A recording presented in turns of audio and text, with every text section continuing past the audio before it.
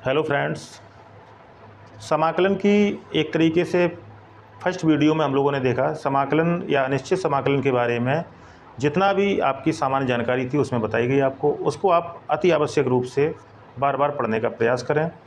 बार बार video के माध्यम से आप जो है उसको पढ़ेंगे तो निश्चित है आपको जो है सफलता अवश्य मिलेगी। ठीक है, इस दूसरे वीडियो में हम लोग समाकलन की एक्सरसाइज यानी अनिश्चित समाकलन की जो एक्सरसाइज है पहली, ठीक है, श्री गुप्ता जी की बुक से, अर्थात आपका कहें तो श्री मधुर गुप्ता जी की बुक से, ठीक है, उसी से पढ़ा रहे हैं। तो पहली एक्सरसाइज है आपकी, देखिए ए एक्सरसाइज है पहली एक्सरसाइज। इसमें जो क्वेश्चन लिए गए हैं वो आपके सभी मानक सूत्रों पर आधारित लिए गए हैं, एक तरीके से मानक समाकलनों पर आधारित लिए गए हैं। तो इनको हम 1 बाय 1 क्वेश्चन को हल करने का प्रयत्न करेंगे। इसके लिए हम लोगों को फार्मूले की आवश्यकता पड़ेगी, तो फार्मूले हमारे पास में ऑलरेडी हैं। तो इसी क्रम में हम लोग सबसे पहले इनको जो है देखेंगे कि ये क्वेश्चन आपके एक ही फार्मूलों पे आधारित हैं। देखिए इसको हम सॉल्यूशन करेंगे 1 बाय 1 क्वेश्चन का सॉल्यूशन। तो सॉल्यूशन देखिए पहले क्वेश्चन का कर रहे हैं। ये देखिए लिखा हुआ है इंटीग्रेशन x dx। तो आप ये भी कह सकते हैं x टू पावर 1 मान सकते हैं आप, तो और करके अथवा करके लिख सकते हो integration x to power 1 dx। हम लोग जानते हैं कि x की पावर 1 dx आपका किस टाइप का स्टैंडर्ड फार्मूला बन रहा है, x टू पावर n के रिप्लेस में आ रहा है 1। ठीक, तो ये आपका जो फार्मूला बना हुआ है, तो इंटीग्रेशन अभी लिखाया था हमने पिछले वीडियो में x to power n dx। तो ये आपका फार्मूला बनेगा आपका x to power n+1 upon n+1 plus c। ठीक, इस फार्मूलों के आधार पर हम लोग इसे सॉल्व करने का प्रयत्न करेंगे।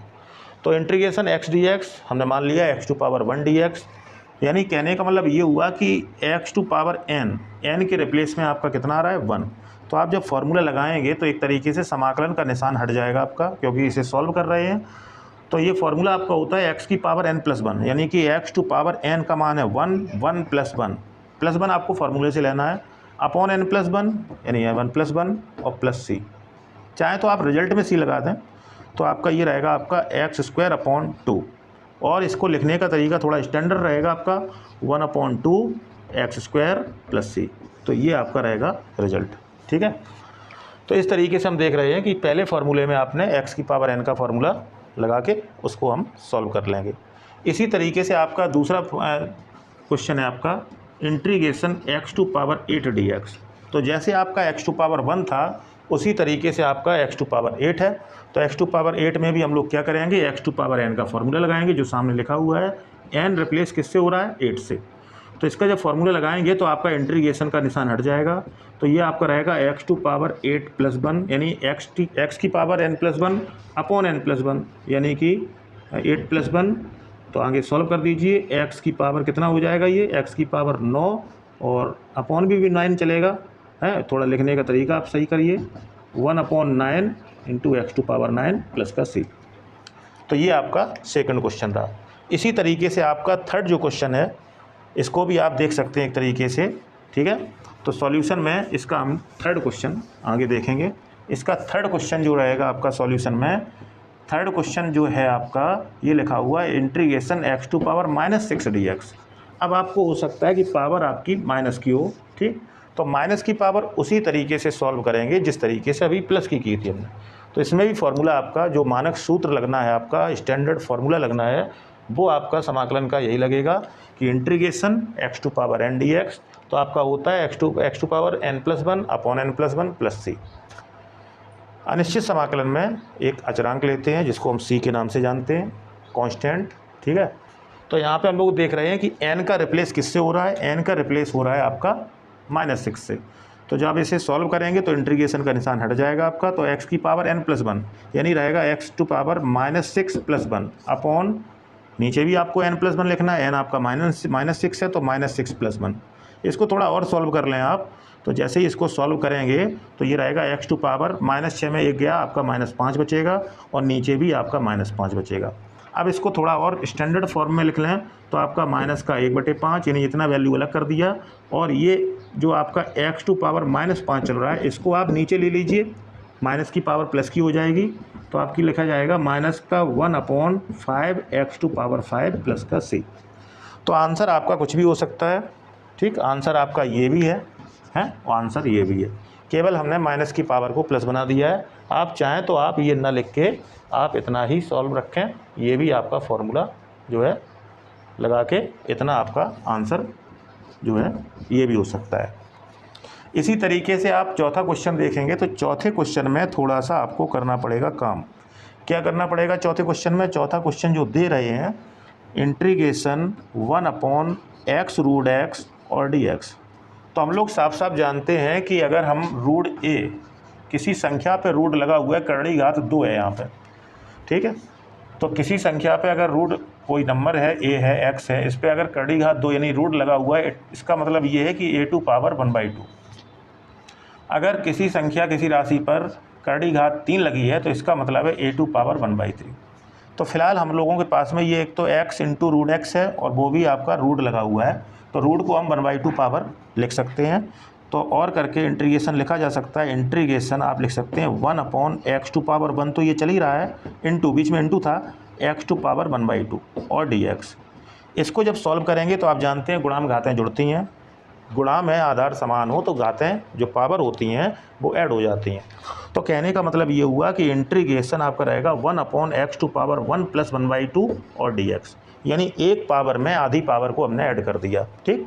तो ये हो जाएगा 2 एकम 2 1 3/2, तो इंटीग्रेशन 1/x टू पावर 3/2 हो जाएगा dx। तो ये सभी फॉर्म आपके सेम हैं, जो आपका integration 1/x root x dx लिखा है उसी की वैल्यू आपकी इन सभी के इक्वल है, क्योंकि इसी को हमने सॉल्व किया हुआ है। अब यहाँ पे आप पावर को आप ऊपर ले जाइए पक्षांतरित रूप में, तो integration x to power minus का 3/2 dx। तो जब भी आप पावर को ऊपर नीचे करेंगे, ऊपर से नीचे नीचे से ऊपर ले जाएंगे तो अवयव जाएगा इनटू में, लेकिन पावर का सिंबल चेंज हो जाएगा। प्लस की पावर थी तो ऊपर 1 के साथ में आपका ये गुणा में गया है, ठीक, मल्टीपल में गया है, तो 1 गुणा x की पावर 3/2, तो 1 के साथ गुणा करेंगे तो वही रहेगा आपका, तो x की पावर माइनस का 3/2 लिखा जाएगा। अब यहाँ पे आप यही मानक सूत्र लगाएंगे, क्योंकि x की पावर n रिप्लेस किससे हो रहा है आपका? माइनस का 3/2 से, ठीक। तो यहाँ पे आप यही फॉर्मूला जो है लगा देंगे, जिससे कि आपका आंसर प्राप्त हो जाएगा। तो देखिए आंसर क्या रहना चाहिए। अब आपका क्वेश्चन बन गया integration x to power minus का 3/2 और dx। तो इसमें जो फॉर्मूला लगेगा सामने लिखा हुआ है, x की पावर n का x के सापेक्ष समाकलन आपका होता है x की power n plus 1 upon n plus 1 plus c। अब यहाँ पे लगाइए तो x to power n plus 1 minus का 3/2 प्लस 1 अपॉन फिर n प्लस 1 लिखना है माइनस का 3/2 प्लस 1 और प्लस c आप लास्ट में लगा दें, कोई दिक्कत नहीं। तो इसे आप सॉल्व करिए तो आपका सॉल्व रहेगा x की पावर 2 एकम 2 और माइनस का 3, यानी कि इसको सॉल्व करोगे तो माइनस का 3/2 प्लस 1, तो 2 एकम 2 माइनस का 3 प्लस का 2/2। तो आपका ये सॉल्व करेंगे तो माइनस का 1/2 रहना चाहिए, तो x की पावर माइनस का 1/2 और नीचे भी आपका माइनस का 1/2 मिलेगा, ठीक। अब आगे हम लोग क्या करेंगे, आगे जो है इसको सॉल्व और कर लीजिए। तो देखिए माइनस का 1/2 है, ठीक, तो माइनस का 1/2 है, तो आप इसे पक्षांतरित करिए ऊपर, तो आपका लिखा जाएगा माइनस का 2/1, पलट जाएगा ऊपर जाके, माइनस चिन्ह आपका रहेगा। और यहाँ पे चल रहा है आपका x की पावर माइनस का 1/2, ठीक, ये जो ऊपर वाला अवयव है। अब क्या करेंगे, माइनस का 2 चलने दें आप, 1 का भाग देंगे वही संख्या मिलेगी, इनको आप नीचे लाएंगे, ठीक, तो x की पावर 1/2 प्लस की हो जाएगी, और 1/2 जो पावर है वो रूट का स्वरूप है, तो हम लोग लिख सकते हैं माइनस का 2/√x प्लस का c। तो कहने का मतलब है फॉर्मूला वही लगेगा आपका, x की पावर n का x के सापेक्ष समाकलन क्या होता है, x की पावर n प्लस 1, यानी पावर में एक जोड़ना पड़ता है, अपॉन n प्लस 1, पावर में फिर आपको एक जोड़ के लिखना है अपॉन में, प्लस का c। तो हम लोगों ने पावर को सॉल्व करते हुए जब आए थे तो integration x to power minus का 3/2 dx बचा था। इसको हमने जब फॉर्मूले से सॉल्व किया तो इनमें भिन्न वगैरह आपको सॉल्व करना आनी चाहिए, ये छोटी क्लास की बात है, जो है भिन्नों को आपको सॉल्व करना आना चाहिए, ठीक। इसी क्रम में आप 5वां क्वेश्चन देखेंगे, तो 5वें क्वेश्चन में हम लोगों ने लिखा हुआ है, 5वें क्वेश्चन में जो सॉल्यूशन 5वां करेंगे, 5वां क्वेश्चन आपका लिखा हुआ है इंटीग्रेशन 1/√x का x के सापेक्ष यानी समाकलन करना है। अभी हम बताया था हमने कि √x का मतलब होगा आपका x टू पावर 1/2, ठीक। तो इंटीग्रेशन या करके लिख सकते हो आप इसे, इंटीग्रेशन 1/x टू पावर 1/2 और dx। अब आप इस अवयव को ऊपर ले जाएंगे तो गुणा में जाएगा, ये निश्चित है, तो इंटीग्रेशन 1 के साथ में गुणा में जाएगा x की पावर 1/2, लेकिन पावर का निशान बदल जाएगा और dx।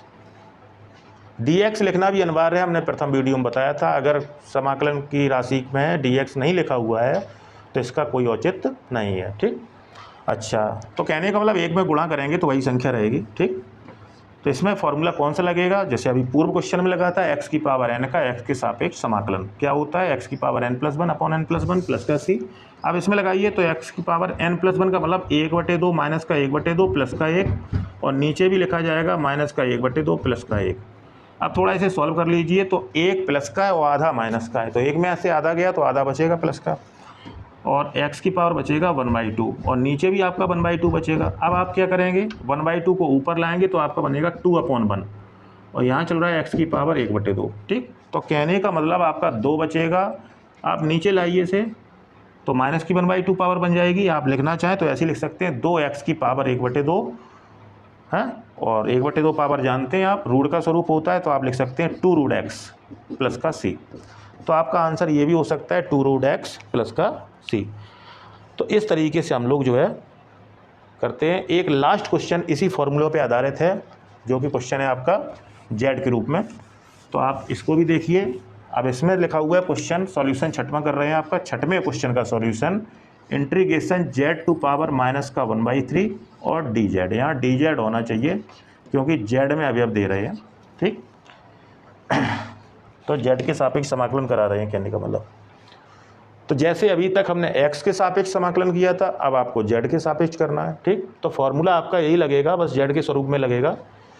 तो आप सीधा बात समझिए कि अभी तक हम करते थे x की पावर माइनस का 1/3 का x के सापेक्ष यानी dx। ठीक, अब आपका z के रूप में दिया है तो आप इसे भी उसी तरीके से करेंगे, x टू पावर n का x के सापेक्ष समाकलन।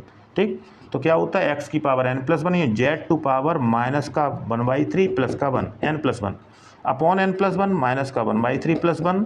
ठीक, इसे आप सॉल्व कर दीजिए तो देखिए माइनस का 1/3 में प्लस 1। ठीक, ऐड करेंगे तो 3 एकम 3 माइनस 1 प्लस 3/3, तो 3 में से 1 गया 2, 2/3 मिलेगा आपको। तो z की पावर हो गया 2/3 और नीचे भी आपका मिलेगा 2/3। ठीक, क्योंकि भिन्न तो वही है। तो इस तरीके से हम लोग 2/3 मिलेगा आपका। अब 2/3 को जब ऊपर आप पक्षांतरित करेंगे तो ये बन जाएगा 3/2, तो 3/2 z की पावर 2/3 प्लस का c, ये आपका आंसर रह सकता है। ठीक, तो ये आपके जो 6 नंबर तक क्वेश्चन थे ये आपके किस फॉर्मूले पे आधारित थे, integration x to power n dx, जो कि होता है x to power n+1 upon n+1 plus c। आगे हम लोग इसके और भी क्वेश्चन देखेंगे। आगे हम लोग एक्सरसाइज में इसी क्रम में क्वेश्चन नंबर 7 और 8 आपके सेम है। इंटीग्रेशन 2 की पावर x dx यानी 2 की पावर x dx लिखा हुआ है, इसका समाकलन करना है x के सापेक्ष। 8वें क्वेश्चन में लिखा हुआ है समाकलन b की पावर x प्लस a, इसका b की पावर x प्लस a का x के सापेक्ष करना है समाकलन। तो देखिए ये दोनों जो आपको फॉर्मूले लग रहे हैं, देखिए e की पावर x आप लोग सेंस लगाएंगे e की पावर x dx, ये नहीं बन रहा है आपका क्योंकि यहाँ पे आपका e होना चाहिए। तो एक हमने फार्मूला और आपको लिखा हुआ है आपका integration a to power x dx। ठीक, a की जगह पे आपका कोई भी अवयव हो सकता है, ठीक है ना, जैसे यहाँ 2 है, यहाँ b है। तो कहने का मतलब है ये आपका जो क्वेश्चन सॉल्व होगा वो उसका मानक सूत्र आपका जो लिखाया गया है वो आपका रहेगा इंटीग्रेशन a की पावर x का x के सापेक्ष यानी समाकलन आपको लिखाया गया, इसके आधार पर होगा। इसका फॉर्मूला होता है आपका a की पावर x बटे log a base e plus c। ठीक, तो ये आपको एक फार्मूला लिखाया गया है, इसी फार्मूलों पे आधारित आप लोग जो है इसे लगाएंगे। तो आपका 7वां क्वेश्चन तो सीधा सीधा है। तो सॉल्यूशन जब 7वें क्वेश्चन का करेंगे आप तो इंटीग्रेशन 2 की पावर x dx। ठीक, अब a के स्थान पे क्या आ रहा है, देखिए a के स्थान पे आपका 2 आ रहा है। ठीक, बाकी आपका पूरा प्रॉपर वही लिखा हुआ है। तो आप डायरेक्ट फार्मूला लगा सकते हैं a की पावर x, तो आप क्या लिखोगे यहाँ 2 की पावर x बटे अपॉन आप क्या लिखोगे log a लिखना है, तो log a का वैल्यू क्या है आपका 2 है, log a बेस e आपको वैसे ही लिखना है प्लस का c। तो ये आपका डायरेक्ट फार्मूले से आपका जो है जवाब बन जाएगा a की पावर x बटे log a base e plus c। जो भी मानक सूत्र है उसी के आधार पे आपको जो है कंप्लीट करना है। ठीक, अच्छा, इसी आधार पे हम लोग देखेंगे 8वां क्वेश्चन। 8वें क्वेश्चन में हम लोगों को थोड़ा सा जो है इसी टाइप का है। तो देखिए सॉल्यूशन 8वें क्वेश्चन का जब करेंगे तो समाकलन b की पावर x प्लस a का x के सापेक्ष समाकलन करना है। अब हम लोग देख रहे हैं जो हमारा मानक सूत्र है a की पावर x है dx, इस रूप में होता है समाकलन। अब हम लोग देख रहे हैं कि x का रिप्लेस किससे हो रहा है, x प्लस a से। तो एक तरीके से देखें तो ये आप प्रतिस्थापन से भी लगा सकते हैं, तो आप चाहे डायरेक्ट लिख सकते हैं, कोई दिक्कत नहीं। डायरेक्ट जैसे लिखेंगे तो क्या लिखेंगे, समाकलन का निशान हट जाएगा, a की पावर x तो आप पूरा लिखेंगे b की पावर x प्लस a और अपॉन लॉग a का मान आपका b है, ठीक, और बेस e प्लस का c। अगर आप डायरेक्ट ना करना चाहें तो आप इसे सब्स्टिट्यूट कर सकते हैं प्रतिस्थापन, ठीक। तो प्रतिस्थापन की क्रिया थोड़ी सी अभी आगे पढ़ाएंगे प्रतिस्थापन विधि से। प्रतिस्थापन का मतलब एक तरीका का होता है रिप्लेस वैल्यू, ठीक। हमें फॉर्मूले में x चाहिए और x का रिप्लेस किससे हो रहा है आपका x प्लस a से। तो सीधी बात है, जब हम इसे क्वेश्चन को सॉल्व करेंगे integration b to power x plus a और dx, यानी b की पावर x प्लस a का x के सापेक्ष समाकलन करेंगे तो हमें दिख रहा है कि x का रिप्लेस किससे हो रहा है, x प्लस a से। तो इसको आप मान लेंगे कि माना कि x प्लस a बराबर कोई अन्य फलन के बराबर मान लेते हैं t। अब यहाँ t फलन का x के सापेक्ष क्या करते हैं, अवकलन करते हैं, ठीक। तो t फलन का x के सापेक्ष अवकलन कर दीजिए, ठीक। तो ये लिखा जाएगा dt अपॉन dx, t फलन का x के सापेक्ष, ठीक। और यहाँ पे x का 1 होगा और a का होगा 0 अचर पद, तो एक बराबर आपका रहेगा dt अपॉन dx, कैंची गुणा कर लें तो आपका मिलेगा dx इक्वल टू dt। आप चाहे डायरेक्ट लिख सकते हैं कि dx plus 0 equal to dt, यानी कि dx इक्वल टू dt, ठीक। तो हम लोग देख रहे हैं कि अगर हम जो है x प्लस a को t मान लें तो dx की वैल्यू आपको क्या मिली, dt मिली। तो आपका बन जाएगा b की पावर t और dt। तो अब आपका फॉर्मूला बन गया, आपका फॉर्मूला वही बनेगा कि a की पावर x का x के सापेक्ष है, तो ये बना a की पावर t का t के सापेक्ष, a की पावर z का z के सापेक्ष। तो ये फॉर्मूला लगेगा, इंटीग्रेशन हट जाएगा, आपका फॉर्मूला यही लगेगा। अब a की जगह पे b है और x की जगह पे t है, तो आप लगाएंगे तो b की power t upon b to power t upon log और रहेगा b base e plus c, ठीक। t का रिप्लेस वैल्यू रख लीजिए, t किसे माना था आपने, x प्लस a को, तो आपका ये रहेगा finally x plus a b to power x plus a, t को चेंज कर रहे हैं, b to power x plus a upon log b base e plus c। तो हम लोग देख रहे हैं दोनों परिस्थिति में आपका आंसर सेम है, केवल ये प्रतिस्थापन के तरीके से लगाया गया है। प्रतिस्थापित वैल्यू जो मानक सूत्र आपके पढ़ाए गए हैं उनमें अगर कोई प्रतिस्थापित अवस्था मिल रही है तो वो आपका सब्स्टिट्यूशन मेथड से जाएगा। इसको हम आगे पढ़ेंगे, अभी जो है केवल आप ये समझिए कि आपको इस तरीके से सूत्र के द्वारा डायरेक्ट करना है, ठीक है। आगे हम लोग इसी एक्सरसाइज के आगे क्वेश्चन देखेंगे, क्वेश्चन नंबर 9, 10, 11, 12। इनको भी मानक सूत्र के आधार पे ही आप हल करिए, ठीक, बिल्कुल सामान्य तरीके से हल करेंगे। 9वां क्वेश्चन जैसे दे रहे हैं, आपका सॉल्यूशन क्या बनेगा, आपका integration 1 upon root 1 minus y square d y. अब आपने इसके अकॉर्डिंग एक मानक सूत्र पढ़ा हुआ है, आपको बस याद होना चाहिए, integration 1 upon root 1 minus x square और डी एक्स, ठीक। बिल्कुल उसी टाइप का आपका लिखाया गया था, बस बाई की जगह एक्स है। इसका आपका फॉर्मूला लिखाया गया था sine inverse by, sine inverse x रहेगा क्योंकि एक्स के रूप में है, साइन इनवर्स एक्स प्लस सी। तो ये आपको फॉर्मूला दिया गया था sine inverse x plus C, ठीक। इसी तरीके से अब आप लोग जो है इसका जो है करेंगे तो सीधी बात है, ऑटोमेटिकली बाई की एक्स की जगह क्या है बाई, तो इसका जब बनाएंगे तो इंटीग्रेशन आपका हट जाएगा, डायरेक्ट आप लिख सकते हैं साइन इनवर्स बाई प्लस का सी, ठीक। तो ये आपका बन गया कौन सा, 9वां क्वेश्चन। इसी तरीके से 10वां क्वेश्चन आप देखेंगे तो 10, ये 9वां क्वेश्चन था आपका, ठीक। 10वां क्वेश्चन आपका है, 10वां दे रहे हैं integration 1 upon t root t square minus 1 और डी टी। तो देखिए इसके संबंध में भी एक मानक सूत्र आप पढ़े हुए हैं, ठीक, कि integration 1 upon x root x square minus का 1 और डी एक्स। तो ये आपके मानक सूत्र में अभी लिखाया भी गया था कि इंटीग्रेशन यानी समाकलन 1 बटे यानी 1 upon x root x square minus 1 d x. तो ये आपका था आपका सेक इनवर्स, है ये आपका था सेक इनवर्स एक्स प्लस सी। अब यहाँ सीधी बात समझिए, एक्स का रिप्लेस किससे है, टी से है, तो आपका ये बन जाएगा formula sec inverse T plus सी।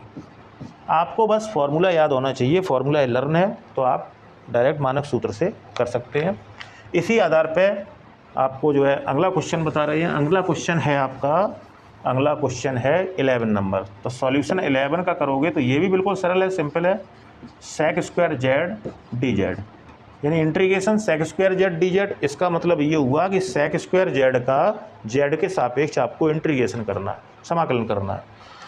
फॉर्मूला आप पढ़े ही हैं, मानक सूत्र आपका मैच करेगा। आपका इंटीग्रेशन आपने फॉर्मूला पढ़ा था sec square x D x, तो ये आपका था टेन एक्स प्लस सी, था कि नहीं।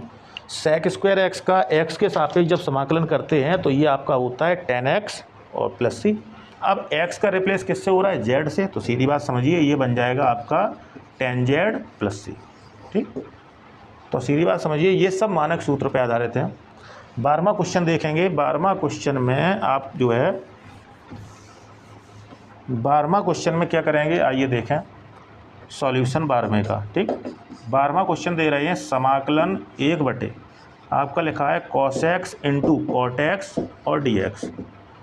तो ये आपका अभी मानक सूत्र कन्वर्ट नहीं है, मानक सूत्र में नहीं दिया गया है। तो पहले हम लोग सबसे पहले इसे मानक सूत्र में कन्वर्ट करेंगे, टेक्नोमेट्री का प्रयोग करेंगे। तो इंटीग्रेशन ऊपर 1 के साथ में मल्टीपल 1 ले सकते हैं, 1 मल्टीपल 1 अपॉन नीचे रहेगा cos x into cot x और डी एक्स। बाकी सब आप वैसे ही लिख दें, यानी एक को एक एकम एक लिख सकते हैं। अब यहाँ पे फॉर्मूले बन रहे हैं टेक्नोमेट्री के 1 अपॉन कॉस एक्स, तो आपने पढ़ा हुआ है 1 अपॉन कॉस एक्स, ये होता है आपका क्या, सेक एक्स। ठीक, इसी तरीके से एक और फॉर्मूला बन रहा है 1 अपॉन कॉट एक्स, तो ये होता है आपका टेन एक्स। ये आपको छोटे क्लास में पढ़ाए जाते हैं या फर्स्ट ईयर में टेक्नोमेट्री में पढ़ाया गया होगा। तो आपका फॉर्मूला बन गया integration 1 upon cos x, sec x लिखेंगे, तो यहाँ लिखेंगे सेक एक्स इंटू, आप इंटू लगाएंगे बीच में, 1 upon cot x tan x लिखेंगे, तो आपका टेन एक्स और डी एक्स। आपका डायरेक्ट मानक सूत्र बन गया, किसी अदर मानक सूत्र से पहचानने की भी ज़रूरत नहीं है। आपको integration sec x tan x D x, sec x into tan x D x, यानी कि सेक एक्स गुणा टेन एक्स का एक्स के सापेक्ष समाकलन लिखाया गया है। क्या होता है आपका ये, तो ये आपका बनेगा सेक एक्स, तो ये बन जाएगा आपका सेक एक्स और प्लस का सी। तो इस तरीके से हम लोग मानक सूत्रों पे आके काम करेंगे। इसी क्रम में 2 क्वेश्चन और रह गए हैं, तो उनको आप देखने का प्रयत्न करें। आगे इसी क्रम में एक्सरसाइज के लास्ट 2 क्वेश्चन रह गए हैं, इनको भी आज ही देखने का प्रयत्न करेंगे इसी वीडियो में। और ये पूरी एक्सरसाइज को आप जो है बार बार जो है देखने का प्रयत्न करेंगे। साथ साथ जो मुख्य वीडियो, पहला वीडियो है, उसको आप अवश्य देखें, क्योंकि उसमें हमने आपको समाकलन की गतिविधियाँ, समाकलन की भूमिका, उसके बारे में सब कुछ बताया है। ठीक है, तो इनको भी देख लीजिए। तो देखिए integration 1 upon 4 to power minus x D x, और दूसरा दिया है integration 1 upon e to power minus x D x. तो इसको जब सॉल्व करेंगे तो देखिए ये मानक सूत्र बन सकता है आपका, लेकिन पावर थोड़ी आपको ऊपर ले जानी पड़ेगी। ये मानक सूत्र अभी हमने पढ़ाया भी था आपका ये बन जाएगा किसका, ये मानक सूत्र बन जाएगा integration A to power x D x. ठीक, जो कि होता है आपका A to power X upon log A base E plus C. ठीक, अब लेकिन आपको पावर ले जानी पड़ेगी ऊपर, ए टू पावर एक्स होता है, तो 4 टू पावर जो माइनस एक्स है वो ऊपर ले जाएंगे आप, पावर 1 के साथ में मल्टीपल में जाएगा, लेकिन पावर आपकी चिन्ह बदल देगी। तो इंटीग्रेशन हो जाएगा 1 multiple 4 to power plus x, plus की एक्स हो जाएगी और डी एक्स। कहने का मतलब आप लिख सकते हैं समाकलन 4 की पावर एक्स डी एक्स। अब इसको फॉर्मूले से सॉल्व कर दीजिए, तो ए की पावर एक्स, तो यहाँ पे ए के रिप्लेस हो रहा है 4 से, तो सीधी बात समझिए जो फॉर्मूला बन रहा है ए की पावर एक्स यानी कि 4 की पावर एक्स और बटे लॉग ए बेस ई, तो आप लिखेंगे लॉग ए का मान है 4 और बेस ई लेंगे प्लस का सी, तो 4 की पावर एक्स और बटे लॉग 4 बेस ई, कहने का मतलब 4 to power X upon log 4 base E plus C. ठीक इसी तरीके से आप इसको भी कर सकते हैं, ये तो बिल्कुल नॉर्मल है आपका। तो ये फार्मूला आपका बन जाएगा integration e to power x D x, यानी समाकलन ई की पावर एक्स। ई की पावर एक्स का समाकलन ई की पावर एक्स ही होता है, आपको बताया भी गया है। तो पावर आप प्लस की कर लीजिए, मानक सूत्र तक पहुंचाइए क्वेश्चन को।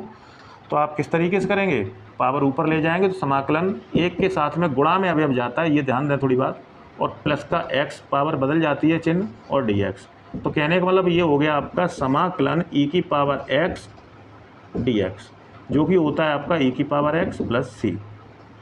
ई की पावर एक्स का अवकलन समाकलन समान होते हैं, ये आपके ई की पावर एक्स के रूप में होते हैं। तो इस तरीके से आपने आज पहली एक्सरसाइज अनिश्चित समाकलन की पढ़ी है। ठीक है, जो भी आपको और भी समस्या दिखे, किसी क्वेश्चन में समस्या लग रही है, समझ में नहीं आया है, तो आप हमें जो है कमेंट दे सकते हैं और बार बार वीडियो के माध्यम से पढ़ने का प्रयत्न करें। नेक्स्ट वीडियो में आपको इसकी दूसरी बी एक्सरसाइज पढ़ाएंगे। ठीक है, चैनल पर बने रहिए, चैनल को सब्सक्राइब भी कर लें, नोटिफिकेशन आपको मिलता रहेगा। और साथ साथ आप अपने पढ़ने वाले बच्चों में, आपके जो है साथ के जो साथी हैं उनमें आप शेयर कर सकते हैं चैनल को, वो भी पढ़ें। समाकलन आपका मोस्ट इम्पॉर्टेंट टॉपिक है। ये आपका कलन इकाई से है। ठीक, एक आपकी कलन इकाई है। ठीक, यूनिट है आपका ये इंटरमीडिएट में, कक्षा 12 में कलन इकाई है, जो कि आपकी बोर्ड एग्जाम में सबसे अधिक मार्किंग की आती है, 44 प्लस मार्किंग की। ठीक, तो जो भी स्टूडेंट इसे तैयार करते हैं तो उनके ऑटोमेटिक नंबर 90 प्लस रहते हैं। ठीक, और इस तरीके से आप तैयार करिए। ठीक, अच्छा पढ़िए, स्वस्थ रहिए, धन्यवाद।